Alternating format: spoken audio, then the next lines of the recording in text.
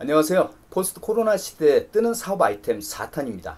오늘은 비대면, 언택트로 대표되는 코로나 이후에 음식점의 모습, 그리고 고객들의 외식 라이프 스타일에 대한 여러 가지 전망들을 제 나름 한번 종합해 왔습니다. 자, 오늘은 이 중 성공적인 초기 성과를 보이는 것 중심으로 한번 6가지를 살펴보겠습니다. 첫 번째 주제는 음식점이 음식 재료를 판매한다입니다. 멕시코 요리점 보타산타는 음식에 들어가는 콩과 꽃잎 등 지역에서 생산되는 유기농 재료를 박스 단위로 판매합니다. 해산물 요리 레스토랑 간디댄스는 해산물 요리에 들어가는 식자재를 판매하죠. 음식에 만족한 고객은 집에서 해먹기 위해서 나가면서 음식 재료를 사간다는 것이죠.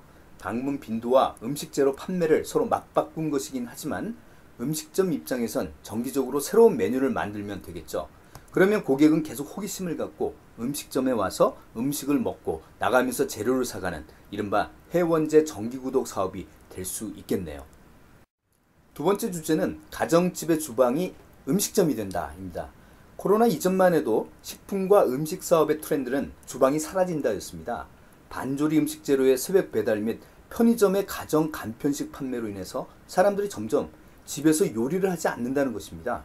하지만 코로나 사태 이후 재택근무 확산 및 가정 내 체류 시간이 많아지면서 점점 더 많은 사람들이 요리를 시작했습니다. 집에서 직접 요리하는 추세의 배경 첫 번째는 건강이 생존의 문제라는 점에 사람들은 공감을 하기 시작한 거죠.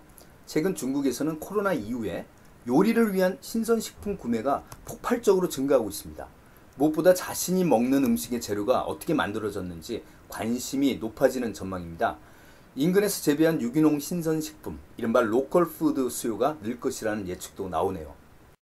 집에서 직접 요리하는 추세의 배경 두 번째 이유는 요리가 집에서 보내는 많은 시간을 소비하기에 좋은 취미라고 인식을 하기 시작한 겁니다. 편의점에서 간편식으로 식사 때우던 싱글층에게 코로나는 주방을 친숙한 공간으로 인식시켰습니다. 부모 세대에 비해 주방이 낯선 밀레니얼 세대, 지금 30대 계층이죠. 이분들에게 요리를 재미있게 가르쳐주는 미디어와 재료를 손질해서 배달해주는 온라인 쇼핑몰 같은 등장은 요리의 귀찮은 부분은 쏙 빼고 즐거운 과정으로 직행할 수 있게 도와줍니다. 더욱이 레스토랑들까지 식료품과 반조리 식품을 이제 배달하기 시작한 거죠. 이번에는 레스토랑의 주방에서 그 음식을 집으로 직접 배달한다는 그런 사례입니다. 최근 해외 배달 앱들은 직접 부엌을 차리는 그런 경쟁에 나서고 있습니다. 다운타운의 맛집 레스토랑에 배달 음식을 조리하는 그런 허브를 곳곳에 설치해서 식당이 멀어 맛보기 힘든 메뉴까지 집으로 배달하는 이른바 팝업 주방, 이동 주방, 임대 주방, 가상 주방 이런 사례들이 있죠. 음식점 주방에서 집으로 다이렉트 배달해준다는 첫 번째 사례는 캐비어의 일주일 팝업 주방입니다. 일주일간 조리시설을 임대하고 원거리 맛집 요리사들을 초청해서 요리를 하게 한 다음에 배달을 해준다는 거죠. 두 번째는 딜리버리우의 이동식 주방입니다. 전 세계 30여 개 도시에 200개 정도의 이동식 부엌을 운영 중인데 세계 유명 식당과 협력해서 컨테이너 박스로 주방을 만들어 가정집에 배달하고 있습니다. 다이렉트 레스토랑의 세 번째 사례는 임대 주방입니다. 자, 주방과 조리 시설을 장기 임대해서 그 지역 이외 다른 지역의 맛집들 그런 메뉴를 만들어서 제공해 준다는 그런 사례가 되겠습니다. 네 번째는 우버이츠, 많이 아시죠? 미국의 대표적인 배달앱 가상 주방입니다. 자, 새로운 어떤 시설을 개조해서 부엌을 임대하는 대신에 기존 식당의 부엌을 활용해서 메뉴판에 없는 그런 음식을 만들고 우버이츠를 통해 독점 배달하는 것이죠. 그 지역에서 수요는 많은데 공급 달리는 그런 음식들을 파악해서 지역 식당들 가운데 적합한 곳을 찾아 지정해서 그 메뉴를 제안한다고 합니다. 국내에서는 이미 배달의 민족이 배민 라이더스 서비스를 통해 강남 맛집의 음식까지도 가정으로 배달하고 있습니다. 이제 배달 가능한 일반 음식과 배달 어려운 맛집 음식의 경계는 사라지고 있다고 볼 수 있죠. 2020년 미국의 배달앱은 배달에서 한 걸음 더 나아가 기존 레스토랑의 지각 변동을 유도하고 있습니다. 매장의 테이블, 의자도 치워져 버리거나 줄어든다든지 간판도 없는 유명 레스토랑이 속속 생겨나고 있는 것이죠. 매장 없이 주방만 달랑 있는 레스토랑입니다. 안도라는 레스토랑 체인 업체 홈페이지에는 매장 위치가 없이 메뉴만 달랑 있다고 하죠. 배달 전문인 그런 셈인데 주문은 홈페이지나 앱을 통해서만 가능하고 이제 메뉴 선택 후에는 배달 가능 지역인지 확인하고 주문 버튼을 누르면 된다고 합니다. 최대 30분 이내에 배달된다고 하네요. 굉장히 빠르죠. 음식 가격은 $10 안팎, 되게 싸고요. 배달 지역은 주방 주위로 한정되는데 이는 장거리 배달하게 되면 음식 맛이 손상되기 때문이라고 합니다. 자, 식감을 유지하기 위해서도 음식 모양이 흐트러지지 않는 그런 메뉴들만 잘 골랐고 포장에도 신경을 썼다. 굉장히 고객 지향적인 그런 레스토랑입니다.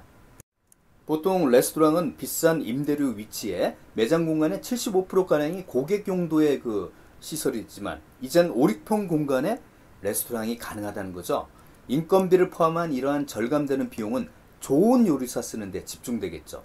그리고 많은 음식점 창업하는데 어려운 요소인 실패에 대한 부담도 이제 크게 줄어드니까 요리에 자신 있다면 누구나 참여할 수 있는 그런 레스토랑이 되겠네요. 또 에어비앤비가 등장했네요. 외식 빈도가 크게 줄어들면서 비용 절감에 몰린 기존 음식점들이 음식점 창업자들에게 주방을 공유해 주는 것입니다. 이미 많은 외식업계 투자로 주목받고 있기도 하죠. 위에서 언급한 가상 주방과 달리 이 에어비앤비 모델은 기존 공간의 효율성을 꾀하는 것입니다. 사실 가상 주방은 어떤 방식으로든 새로운 공간을 마련해야 한다는 부담이 따르지 않나요? 이름은 플랭클린 정션이라는 회사입니다. 코로나 사태 이후에 에어비앤비 개념의 호스트 키친과 게스트 키친을 만들었고 이 모델에 대한 음식점들의 반응은 뜨겁습니다. 사실 코로나 이전부터 식당 업체는 이미 수요를 초과한 그런 상태죠. 이렇게 주방을 공유해서 온종일 가동한다면 식당 주인뿐만 아니라 지역 경제에도 효율적이죠. 그리고 호스트는 게스트로부터, 그러니까 창업자로부터 주방 임대 수입을 추가로 얻고 함께 재료를 구입하는 과정에서 보다 싸게 구입할 수 있는 규모의 경제 효과도 누리는 그런 기회가 있네요. 게스트 역시 최소의 비용으로 사업을 시작하는 가운데 재료 구입이나 또는 사업 노하우를 학습할 수 있는 기회가 또 되겠네요. 이번엔 로봇 배송에 대한 얘기입니다. 실험 수준에 그동안 머물러 왔던 로봇 배송은 언택트 시대에 배송 단가가 낮다는 장점이 부각되면서 사업이 본격화되고 있습니다. 실리콘밸리의 자율주행 로봇 회사 스타쉽 테크놀로지는 미국, 영국 일부 지역에서 로봇 배송을 본격화하고 있죠. 고객이 스타쉽 앱으로 음식 주문하면 음식점에서 바퀴 6개 달린 그 로봇에 물건을 넣고 그 로봇은 인간의 빠른 걸음 속도로 이동합니다. 고객도 로봇이 오고 있는 과정을 앱으로 확인 가능하고요. 자, 로봇이 도착하면 그림처럼 앱으로 잠금 장치를 열고 꺼내면 됩니다. 일반적으로 어떤 배송을 할 때 마지막 고객에게 전달하는 그 순간 접점을 우리가 라스트 마일이라고 하죠. 자, 결국 로봇이 아닌 사람이 배송을 한다면 마지막에 접촉을 할 수밖에 없는데, 자, 이 부분에서 서비스 기술이 이제 진화하고 있다는 그런 얘기입니다. 지정된 장소에 음식 배달을 하는 대신에 사용자가 스스로 픽업해 가게끔 하는, 그러니까 중국의 메이탄이나 알리바바의 배달앱 같은 경우에는 고객이 음식을 주문했을 때 배달원이 음식을 놓고 갈 구체적인 위치를 지정을 합니다. 그래서 중국의 피자헛, KFC, 타코벨 이런 데도 약속 장소에 배달원이 제품을 놓고 2m 뒤로 물러나면 사용자가 음식을 가져가는 일종의 그런 프로세스로 지금 정착하고 있습니다. 오늘은 포스트 코로나 시대의 음식점의 모습 또는 외식 문화를 미리 지금 보여주는 업체들의 사례 중심으로 소개했습니다. 지금의 음식점 모습이 주방, 배달앱, 로봇, 비접촉식 기술, 판매 방식 등과 결합해서 다양한 비대면 방식의 외식 형태로 변모될 것임에는 틀림없을 것입니다. 그러나 이 와중에도 여전히 음식점에서 식사하는 사람은 존재할 것입니다.